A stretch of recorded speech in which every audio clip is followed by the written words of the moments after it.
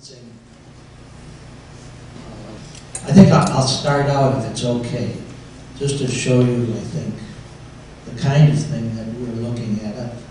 I think that a lot of us here at Sun City Anthem think about our lives and we think about our past, our future, and our present. And we sometimes think about what kind of life did I have, and what kind of life did other people see me.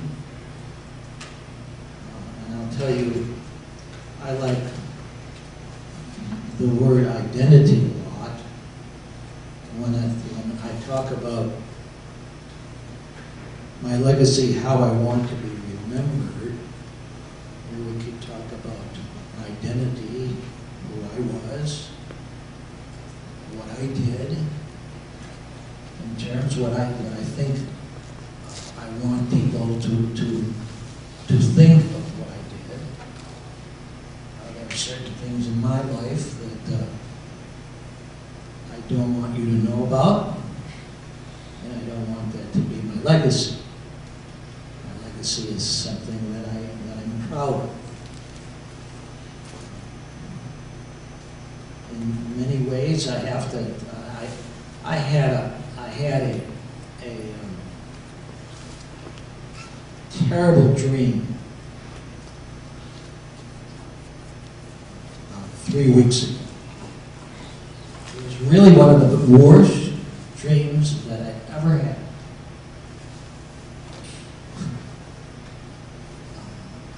You're going to laugh. But I dreamed that other people had decided that I was no longer a liberal. And it was a nightmare. No matter what I did as a liberal, people said to me, no, you're not liberal. And it was really frightening to me. That was, in fact, I realized how important it was in my life to be a liberal. And I realized when we started looking at our legacy,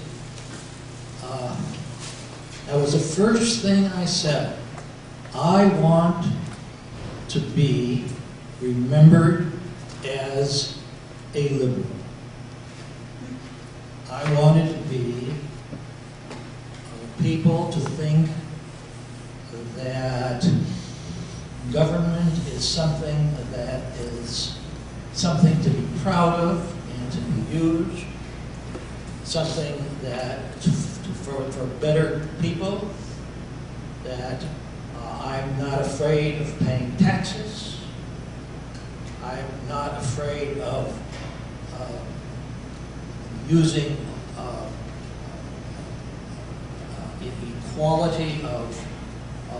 equality and Social Security and all these things. I'm very proud of that. In a sense, I would like my children and others to tell me my father was a liberal. That is part of my legacy. I was a teacher. I loved being a teacher. I think that teaching is one of the most outstanding professions anybody can do. I've made a lot of contributions to other people. And yes, my legacy is I would like them to say I was a good teacher. And also, the third thing is that my legacy is, I don't know if it's a legacy, but it's something that's very important. I want people to know that I grew up as a Jewish person. Being Jewish was a very, very important part of my whole life. It isn't not so much that I'm religious. I'm not religious in any way. But I think that much of my whole life was influenced being part of a Jewish community. So my legacy, I suppose, in the end, is the three things. There are other things too, but the three things. Legacy, I would like to know people, here is a liberal who loved to be a liberal. Here is a Jewish person who recognizes his importance, that importance in his life. And the person I forgot already. The third person that was a teacher, loved being a teacher, and hopefully people would say he was a good teacher. Would anybody like to start? Let's thank you for your frank comments, Joe. Pardon? Oh, Go ahead. Go ahead. Make a comment.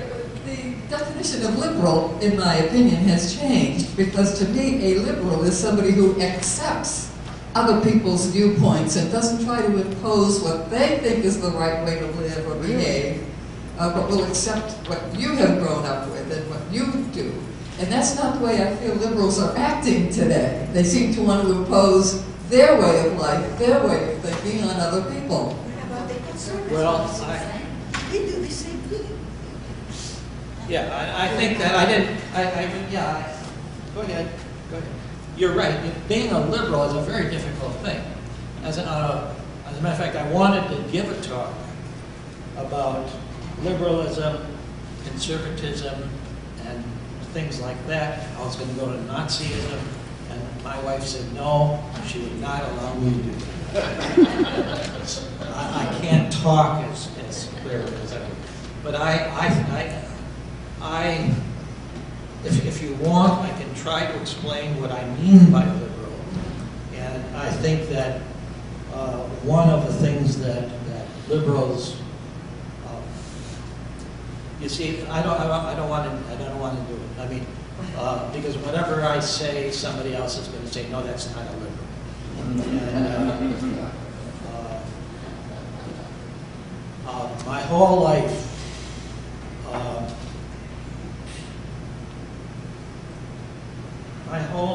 was one of believing in equality as one of the most important principles of democracy. And freedom, a very important part of democracy.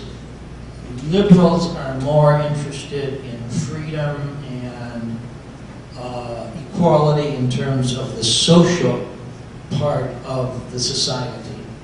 And I think conservatives are much more interested in freedom and equality, or freedom anyway, in terms of capitalism. I'm very, very critical of capitalism. And I think that we need a lot of more things in life than capitalism. So I think that there's a check by the liberal toward the open market.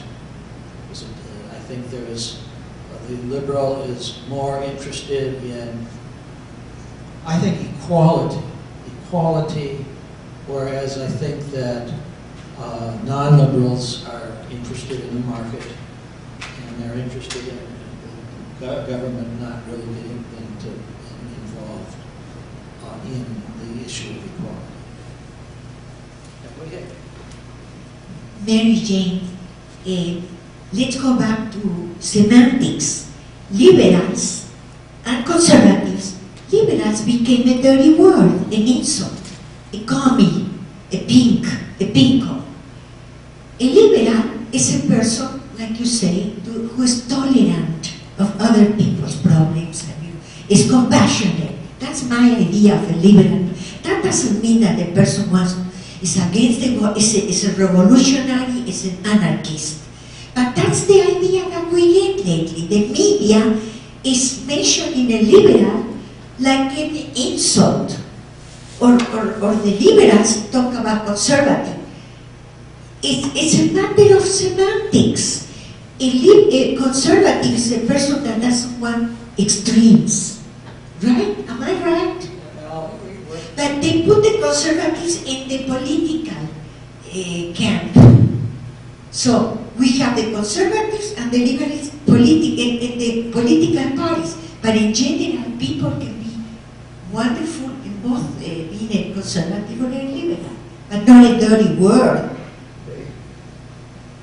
Yeah, and I don't reject socialism.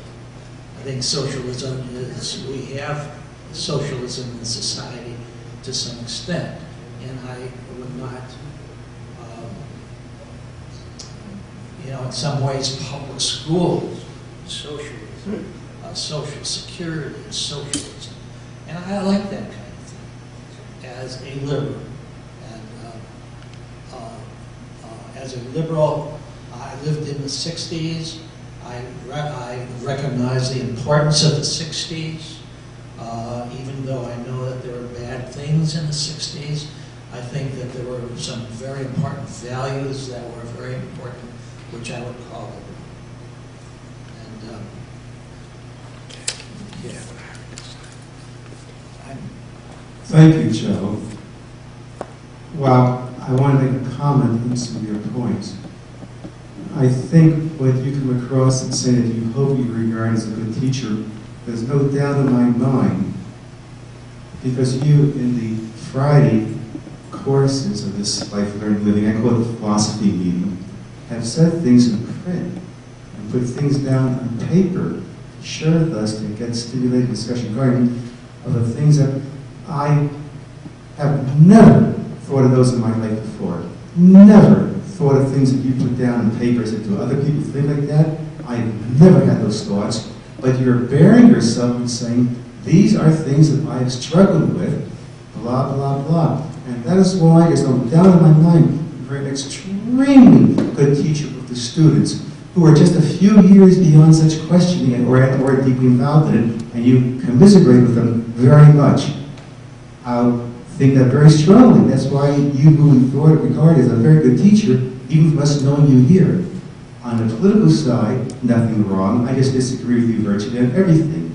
But that's okay. We went into deep discussions and we probably find we're both much closer in certain things.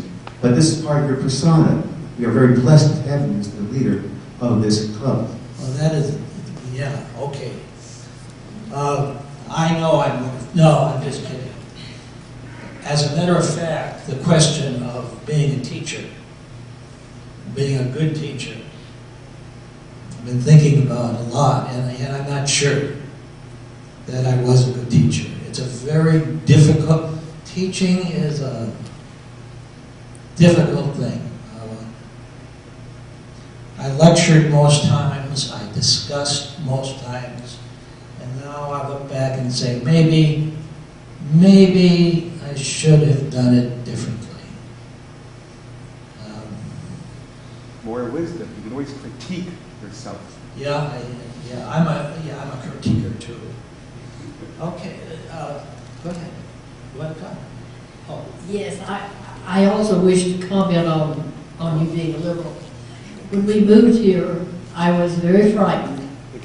How would I meet people? Because I am both a liberal and an atheist.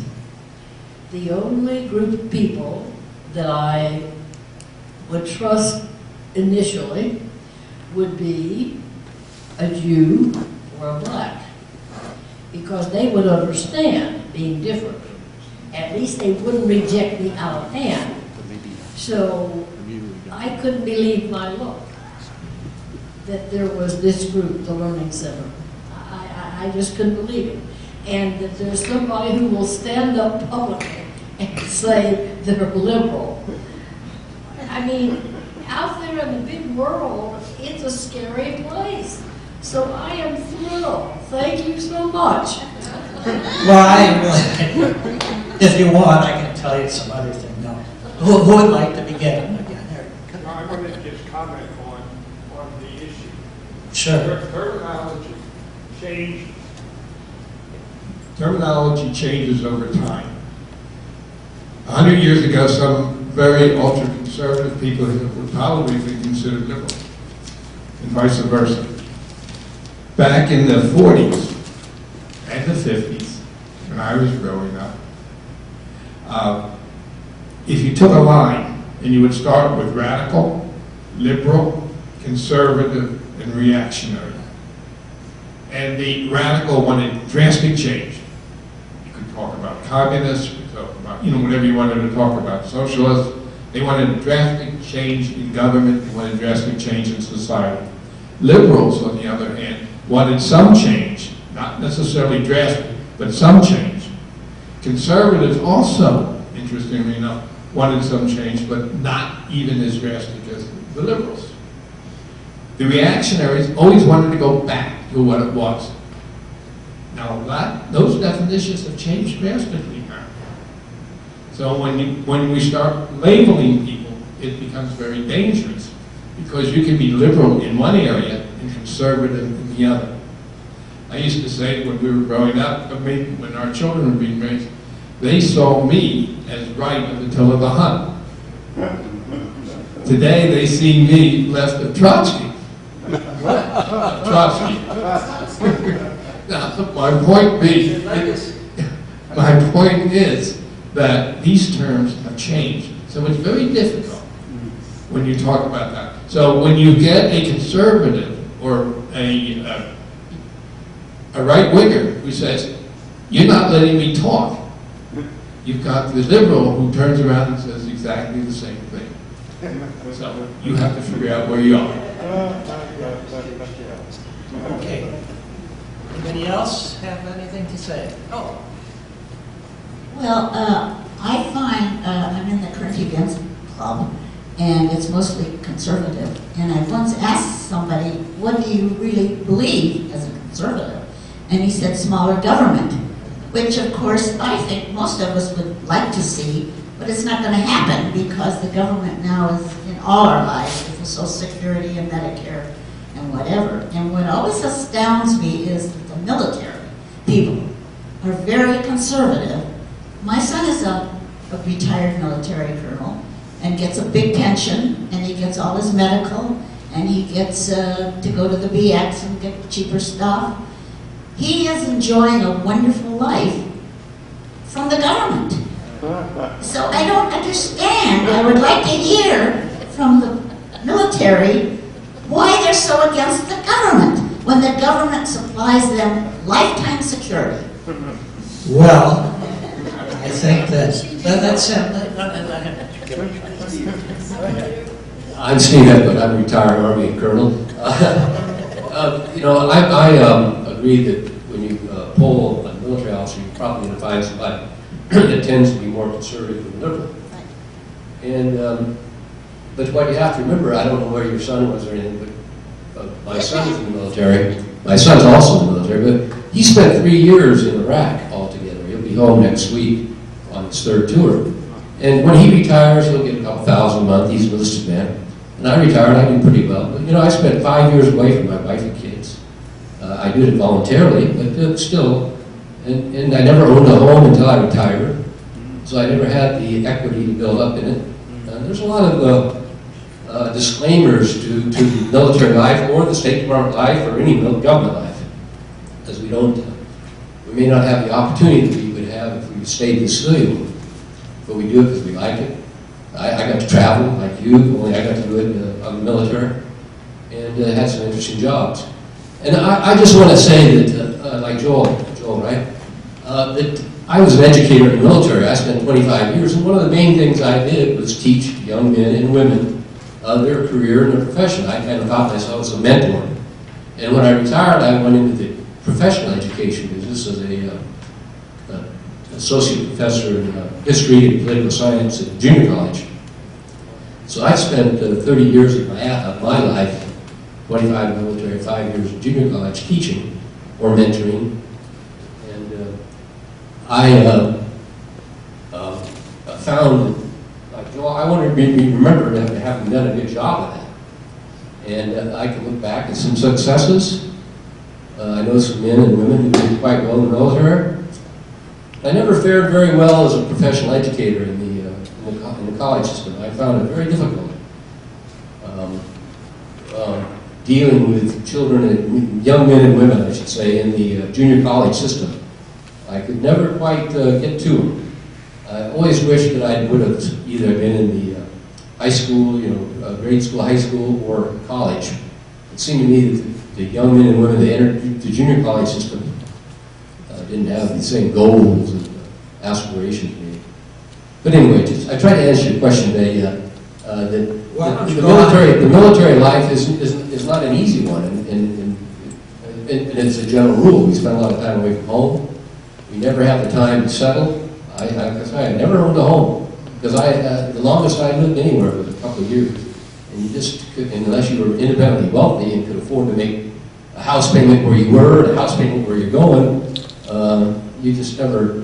I was too conservative to take that risk. Let's just go on to you for a minute. Do you want to talk about your legacy? My legacy, I hope, is one of having shown young men and women the morals and the values of our country, of our military, and taught them, and later on in the junior college system, taught them to be good citizens, whether they were in the military or going on in their life through the junior college system. And that's the other area that I personally want to be remembered as is a good caregiver. And that's one thing I found when after living here about 5 years, when I became a caregiver, and that was one of the most challenging things I've ever done in my life.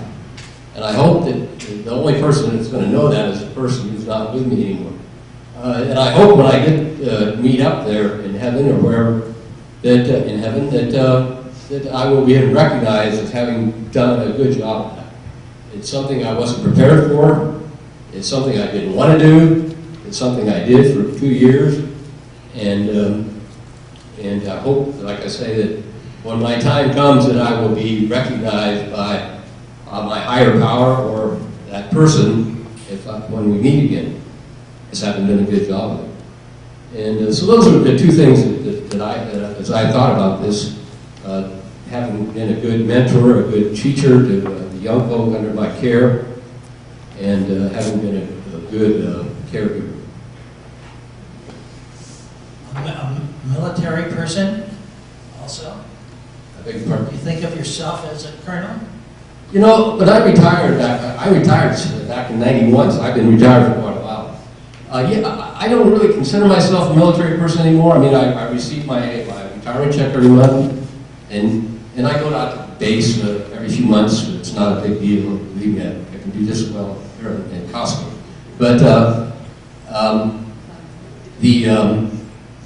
when I retired, I sort of hung it up. I suspect that the way I live my life is still military. You know, I'll check my watch. We're not starting at 1 o'clock. Because timeliness to me is next to godliness. And so there's still a lot of aspects of my life that are tied to my 25 years in the military. And but I don't run around thinking of myself as retired, whatever rank person or anything like that. You're not highly proud of yourself?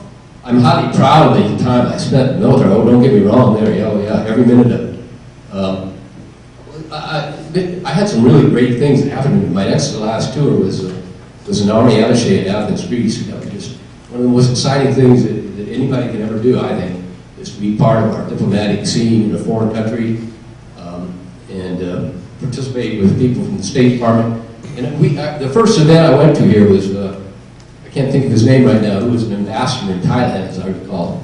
And I found, having experienced working with State Department folk and agency folk and other folk from the letters of our government, the alphabet soup of our government, I find that that was really an exciting thing for me. And, but not part of my legacy.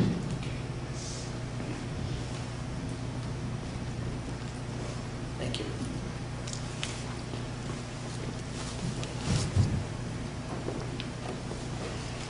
I too spent most of my adult life as a college teacher.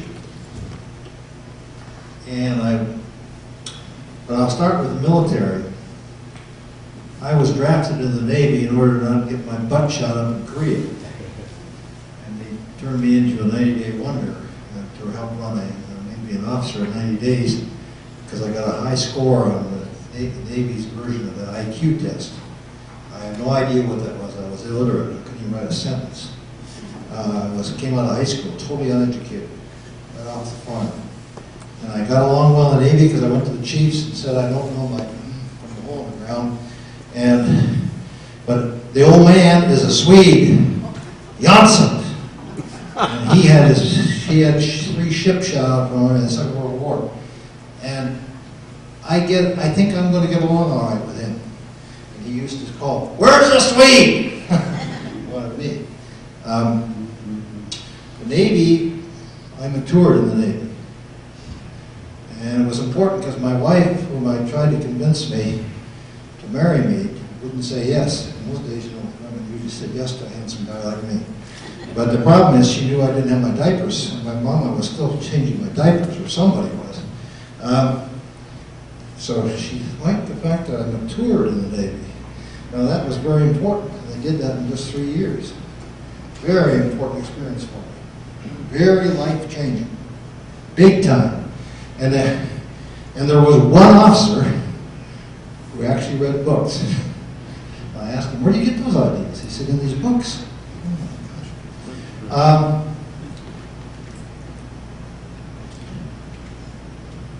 I will be remembered on that ship because I was the Swede who was the Bible-carrying Baptist.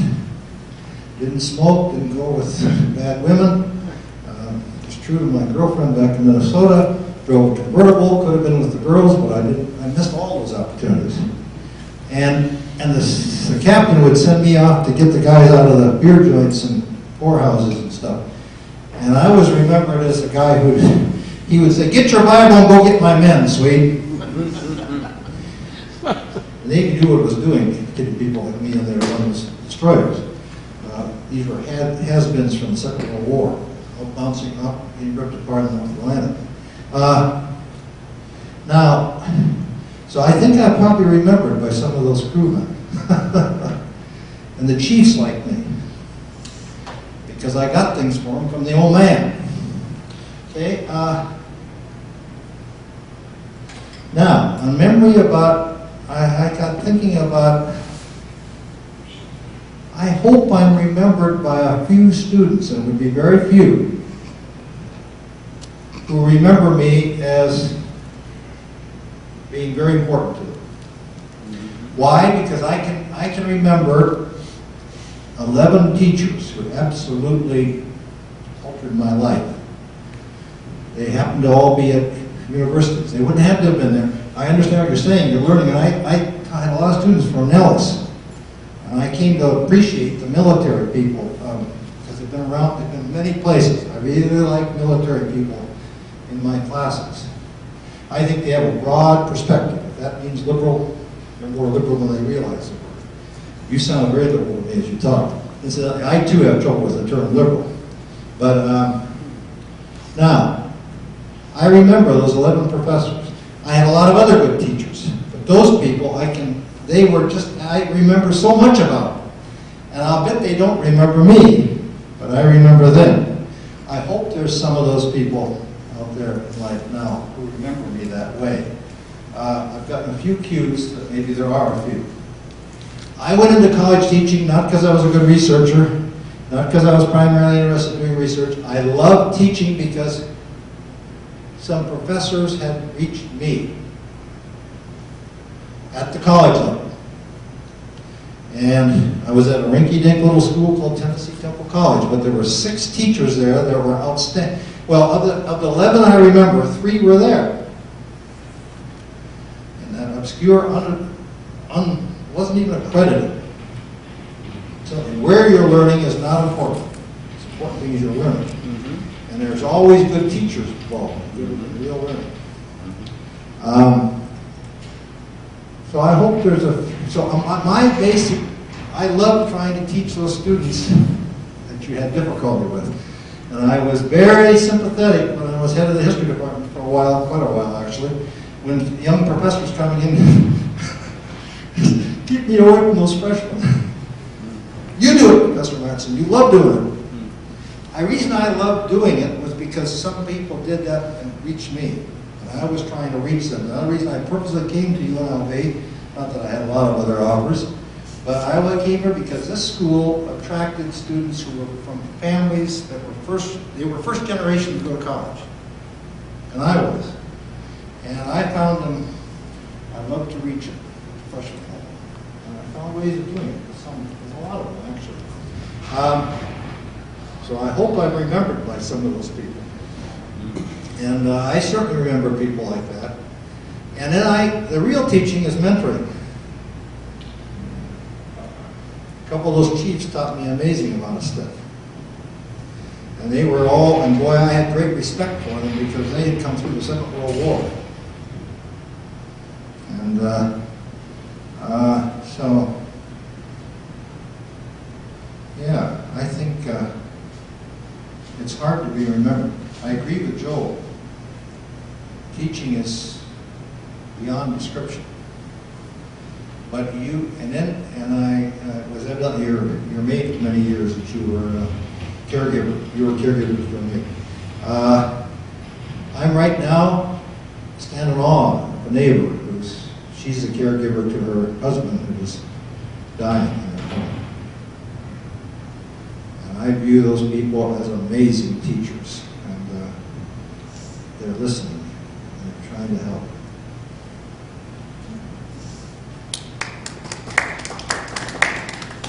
Thought that you would talk about your wife.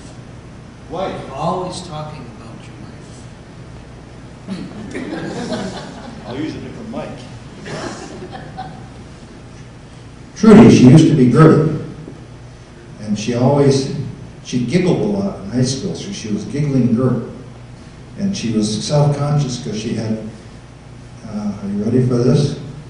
Don't anybody here tell her I told you this. She has 10.5 narrow, and she's not real tall. She was sure everybody saw her big feet. I wasn't looking at her feet. We've been hanging out together since she was 13 and I was 15. And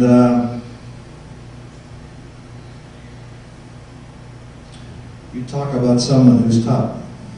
She's my real teacher. And we've helped one another learn. I'm a smoother, I'm a go out and meet the stranger kind of guy. I love doing that. I could live, that's whether you're talking, just because Betty, yeah, I could tell you. You and I would have been, they say that opposites attract, so we would have no chance getting along because you and I are perfectly alike. We love to go out and meet the strangers. Trudy doesn't. She's a private person. And so we're opposites in so many ways, but I brought a lot of people into her life. And she's gotten me to actually listen sometimes. She'll grab me by the ear. Or hit me over the head with a 2x4. Yeah. And then yesterday we reached Trudy, so we changed her name when we came west. So we can always tell if someone calls and says, is Gertie there? Then I know it's from the Midwest or Northeast. Are you still a Baptist? No, and that's an interesting question. I'm always identifying with whatever orientation is out of vogue. When I was in the Navy, it was very unpopular to be a Baptist. And I wasn't attracted to it because I was like to be unpopular. At that time, I was always trying to be liked by everybody. But I was a Baptist because I was born and raised Swedish Baptist. Now that's a weird thing to have happen to you. And my grandfather, I found out on his deathbed that he was an atheist. And I said, Gramps, why didn't you tell me? And because I'm kind of an atheist. Or a lapsed Lutheran. That's a term that Palin used when she defeated a Lutheran governor. She called him a lapsed Lutheran. I'm kind of like that. I attend a Lutheran church because my wife loves it. I hang out with it, right? So you really are, no, you really are a husband. And as a husband, that must be a very important legacy. Yes. That A husband who's never learned the rules very well, but I certainly got a constant teacher. True. So we're kind of religious. I think we're kind of where Americans are, kind of confused about religion. And but I guess I used to call myself a few years ago a liberal Christian, but that doesn't mean anything to anybody. So that doesn't describe a thing. Okay, very good, thank you. Would you like to try? And if you want to say something about conservatism too. Well, I'm not sure how to take this because sometimes it makes me feel, what happened? Did I already pass away and go on to upstairs? But in leaving the East to come here, I'm a Bostonian, born and bred, and leaving Massachusetts to come over here, I think my friends already gave me my legacy. And frankly, I cherish the notes and the words that they sent me because it boiled down to when we needed you, you were there. And a lot of them now, I shouldn't say a lot of them, but several of them have come out here to visit. Somebody's making a return trip next month. No, this is February, this month. They're going to be coming over here. But I've always been grateful because I think God did indeed bless me. I was the youngest of 4 kids. I had 2 sisters and a brother. And if you want to talk about a spoiled brat, you got one. They really went out of their way to make sure that baby sister had everything she wanted. When it was time to go to college, and my mother, being of her generation, said, a girl is going, why are you going to college? You marry a man to take care of you.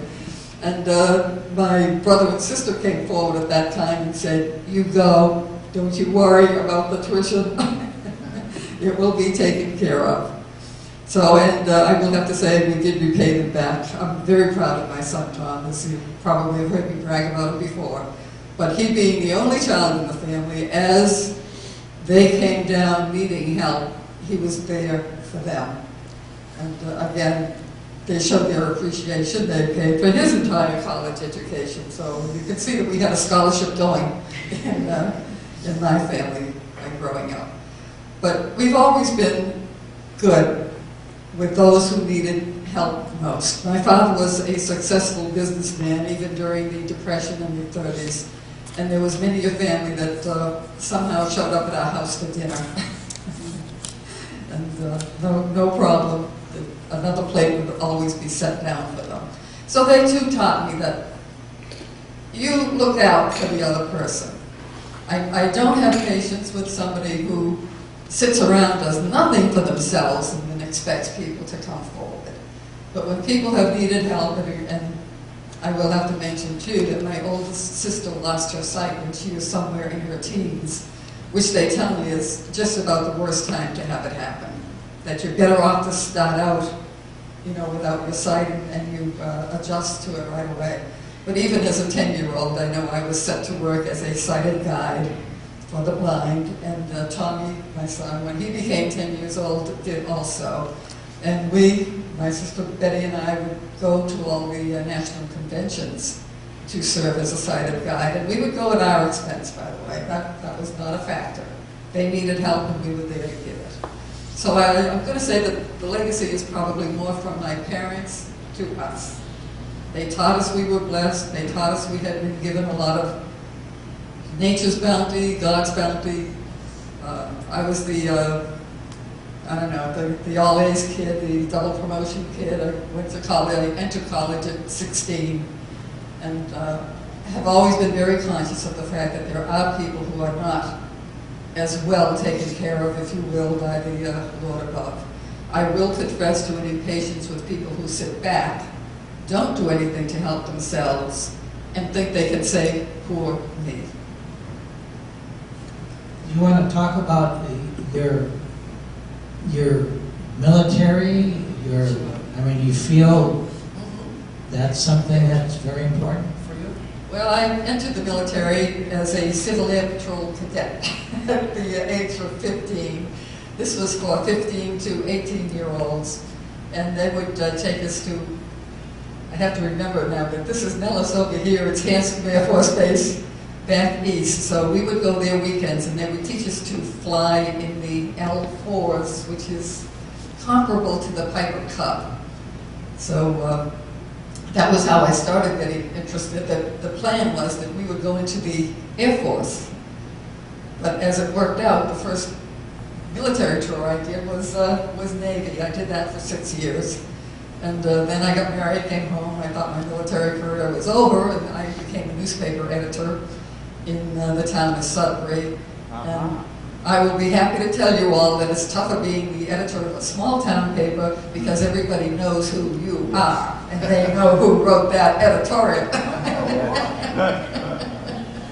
So some of them had no hesitation to letting you hear about it when they went in. But I was interviewing the local director who had put together the plan for the civil defense of Sudbury. And I'm a big believer in fate or the Lord, whichever way you want to look at it, because I was wearing my Navy pin at the time. And he said, oh, he said, terrific. He said, I have a slot right here, just 5 miles away from you, with the military, come in as a reservist. And that was the biggest bunco job that was ever done on me, because the next thing I knew, there I was. He had offered me a direct commission as a major. I retired as a lieutenant colonel. But from reserve, I was called in full time when things broke out, Desert Storm being my last war. But it did make a big difference, and as, again, the Lord was looking out for us, because when my husband came down with cancer and he was now unable to take care of us and did pass away shortly thereafter, it did give me the best opportunity I had for raising Tom. And with all the privileges, which I want to address to you now, those privileges we pay for with 20 years worth of service. It's not given to us. We pay for them by 7-day weeks, and sometimes 24-hour days, and sometimes being called and told you're going there for a month or here for a year. So don't begrudge us any of those privileges. They have been paid for more than once with what we have on it. So I did 23 years, and it was the best thing I could have done. I can really say that it really paid off. Yeah, a lot of us know you as somebody who was in the service, and that's really very important for us as part of your life. Well, I'm going to take a stab at this. Do you want a knife? My name is Dwight Lurson. I've been retired about 3 years now. We're talking about legacy. Vern and almost yourself talked about mentoring. I think that struck a chord with me. I think it strikes a chord with many people who have a profession and what do they want to be remembered by? First of all, a little background. I worked for Diamond Shamrock Corporation, which is an oil and gas and was a chemical and plastics company for about 18 years. They were acquired by Occidental Petroleum, and I worked with them for total was about 30 years. And what did I do? I was in sales and marketing. I'll tell you what I sold, but I'll mention 4 or 5 things if you won't know what they are. Mostly, I sold vinyl, PVC, raw materials. I sold chlorine, caustic potash, hydrochloric acid, bleach, All of this to industry, none of it to consumers. And I was very successful in sales. It came easy to me. I am what I call a warm-hearted conservative. That's my word, okay? So I'm going to give very Jane some balance here. But I also am a capitalist, and I like making money. And in sales, I don't know what you know about corporate America, but those who are good at sales generally get paid pretty well if you're good. Yes. But, like Mary Jane and you in the military, I traveled all the time.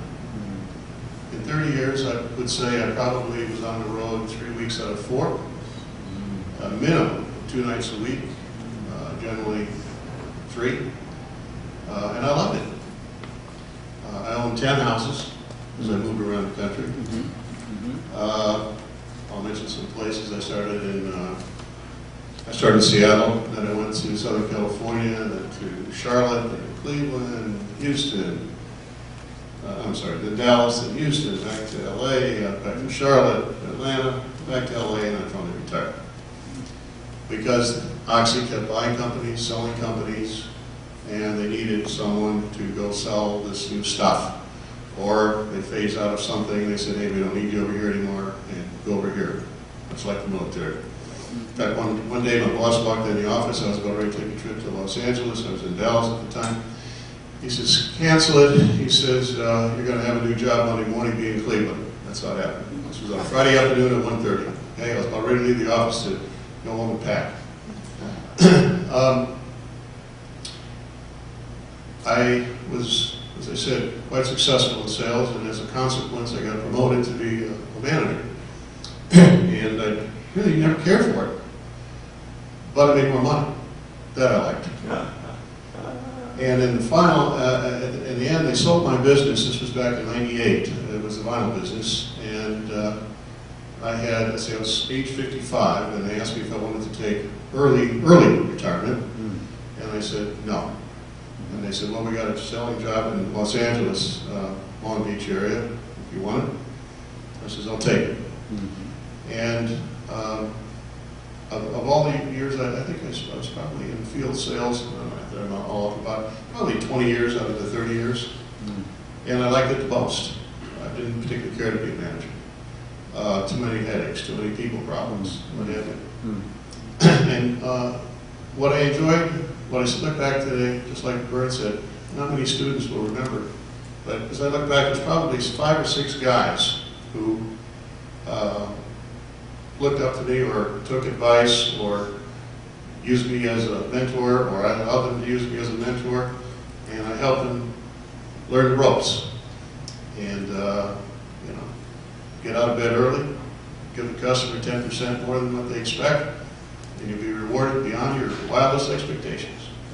And I help the customers make money, I help them save money, and I help the company make money. And that's why I got rewarded. So I think from that point of view, I look back at it, I think mentoring was probably one of the most fun things I did. I love to travel. It never bothered me. People said when I got into sales, hey, 5 years you're going to get sick of this. Never got sick of it. Okay, like Anthony Bourdain, if you've watched him out there, okay, can't get enough of it. I think from a philosophical point of view, when I was in I was also in the Air Force for 4 years. I went in 61. I got out in 65 when things started heating up in Vietnam. I kind of did things backwards. I went right out of high school to the Air Force, and then I decided to go to college. So I went to school during the war, the Vietnam War period, and was just amazed at how lethargic a lot of the students were. I was ready, full of, use the expression, piss and vinegar, ready to, rip the door handle off to learn something. I wanted to get out, I wanted to make some money. So I was in a hurry to get out. And I got out in 3.5 years. And I worked almost full time during that period of time. This was not easy. My parents were not that well off. They never gave me a dime. I earned every penny of it and worked oh God, 60 plus hours a week, but I got there. And over the years, I started, I think when I was younger, I was more of a liberal, and I was really disappointed with Johnson, because I voted for him in the first election. It was the first time I could vote for Johnson. Said he was going to go to war, and guess what he did? He went to war. And I don't think I ever voted for another Democrat. Maybe that's wrong, but whatever. So I've had a good life, and I think when I look back at it, I think the mentoring aspect and having a positive influence on my people. By the way, my customers, they still call me. I got a call last week. I've been retired for 3 years. They still call me for advice. Okay? Because they know I don't have any axe to grind. And because I did a good job for them. They say, hey, I got this going on. What do you think I'll do here? And in fact, my former employers, they still come out and take me out for dinner about 3-4 times a year, just to hear old war stories and talk about the past. So, enough said.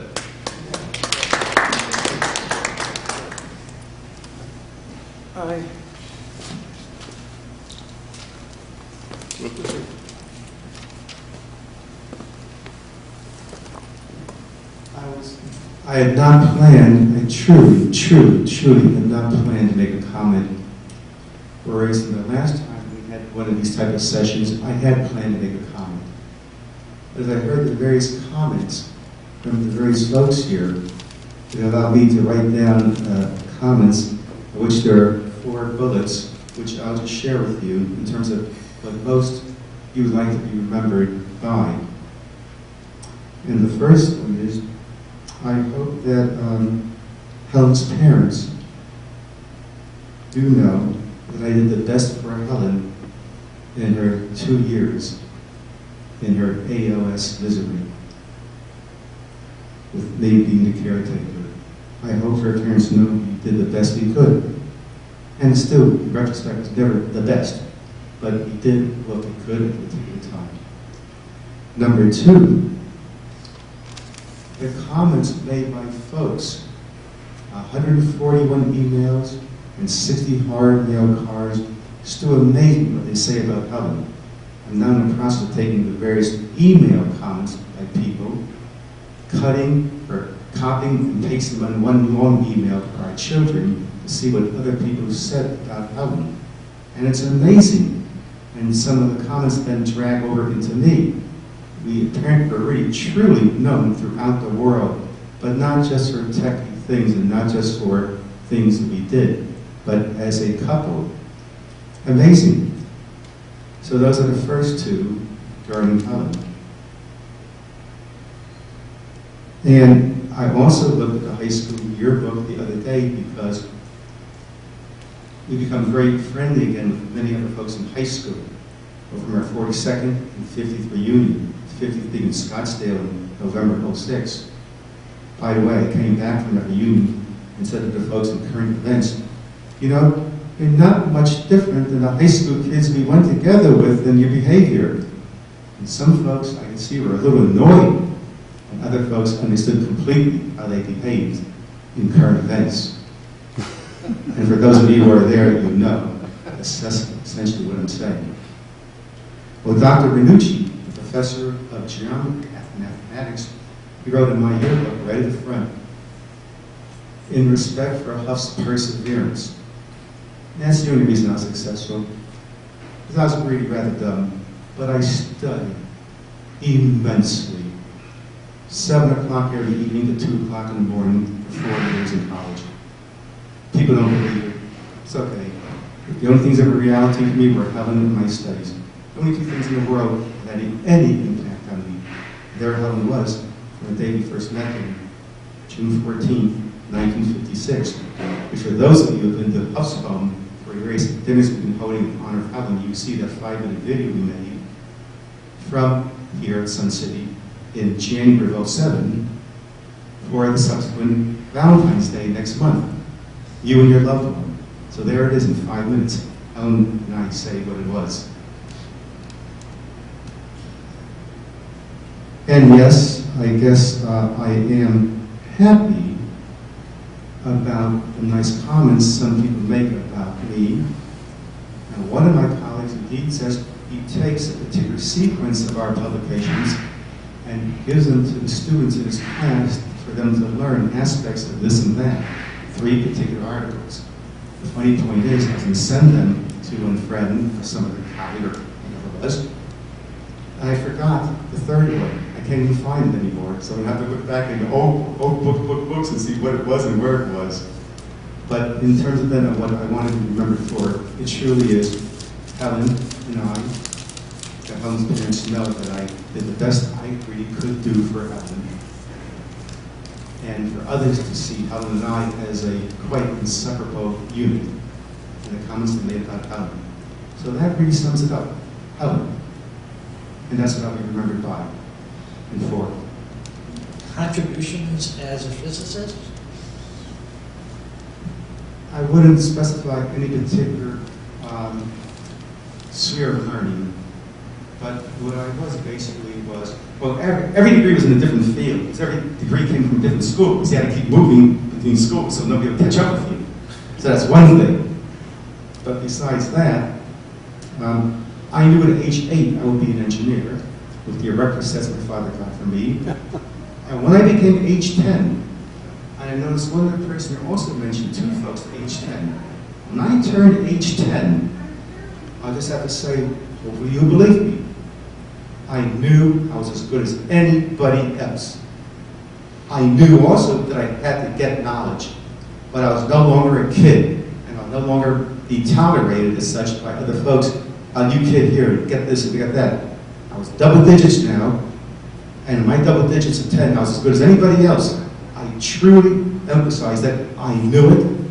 I'm not making it up, but I knew I had to get lots of knowledge. And indeed, I did become the engineer through perseverance. And at the end, rather formidable. Thank you.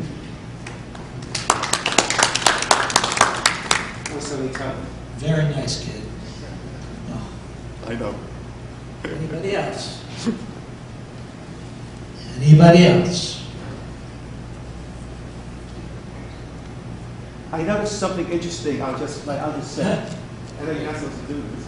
I'm not saying, but I always noticed, or many times, when I talk in front of folks, I talk so slow, whereas when I'm talking to you one-on-one, it goes so fast. And when I talked at your thing about 2 years ago about why the Americans got the bomb and Germany didn't, that practice talk of 1 hour turned into 2 hours. And only 2 people left, amazingly. But I enjoy you folks, and the point I'm trying to make is, I talk slowly, and I want to relate to you because I enjoy the folks here, especially in this club. You can't say anything about the avoid travel. No, I'm just kidding. Of course, you know I have to get up here and talk because that's my favorite thing, talking about myself. good. Because I'm at an advanced age and looking at the end soon, maybe 5 years, 2 years, 10 years, who knows. But anyway, I think a lot about my legacy. And one of the things that I always fought against was I didn't do anything special.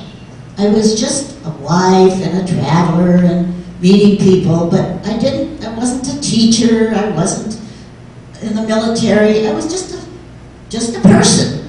And that always kind of bugged me because I didn't really do anything special. But now in my old age, as I talk to my grandchildren and my children, I realized that I was a tremendous influence on a lot of people. I taught my children loosely, gave them permission. When they got to be 18, I said, go out into the world and find your way. I'm not going to tell you. And they did. Luckily, they did good. And my grandchildren, the same thing. And I've had a real close relationship with my granddaughter, who became very unhinged when her father divorced in '87 and married a woman who was not particularly good with children. So I became her surrogate mother. And she had this terrible anger all this time against her parents. And I was working with her, and luckily, this last few years, she said, Graham, I'm so grateful for you to have taught me to forgive and to let it go. And that was a wonderful legacy.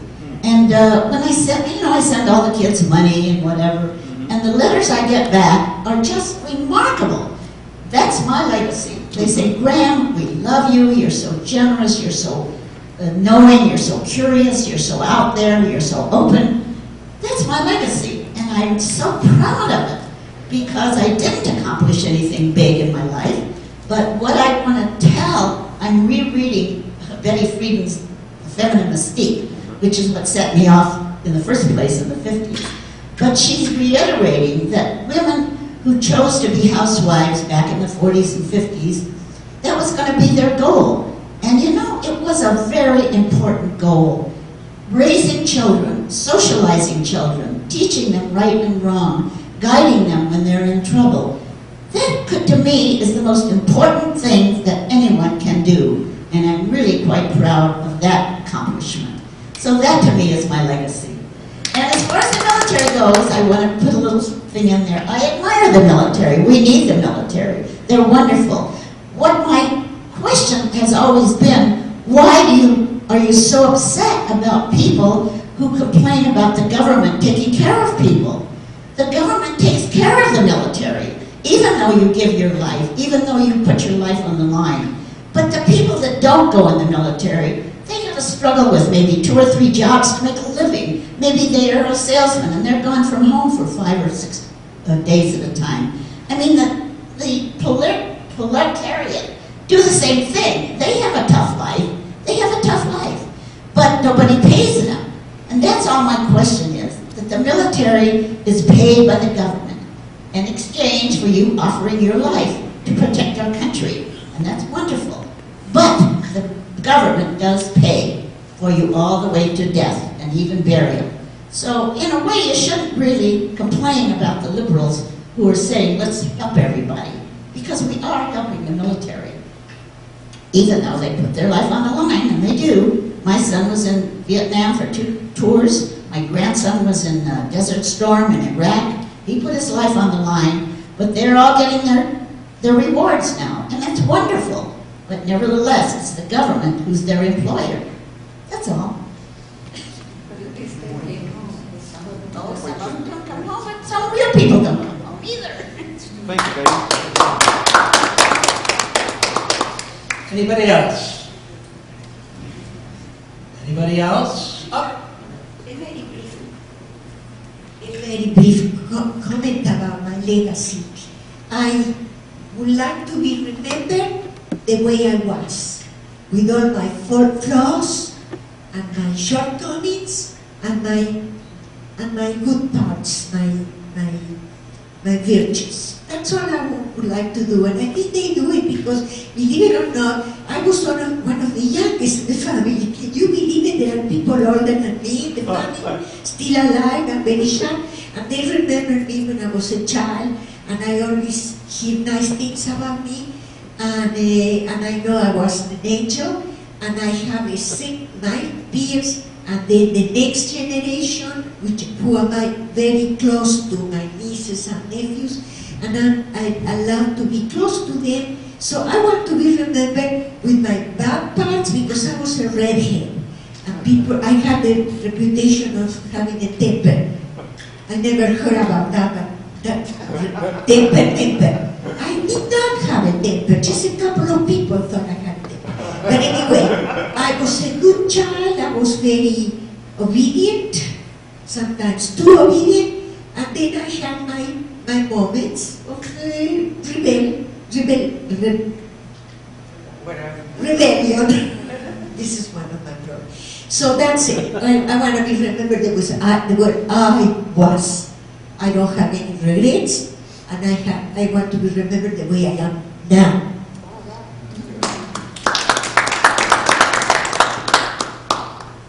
You know, we were talking before we walked in here, or before you walked in, that maybe we shouldn't do this anymore. But you know, this hour was just a wonderful hour. Yes. And everybody made, it was very, very nice. And Thank you. we all feel, I think, we know each other a little bit more. And I really, it was very, very nice. Would any one other person want to say something? Just an observation. A little of the sociological background maybe between the women and the men. The men wanted to be remembered for much more of their job-related responsibilities, not the women. The women were always their living, their family, their life. That's it. And that's the way I would feel. That's what it ought to be. Okay, thank you very much for coming.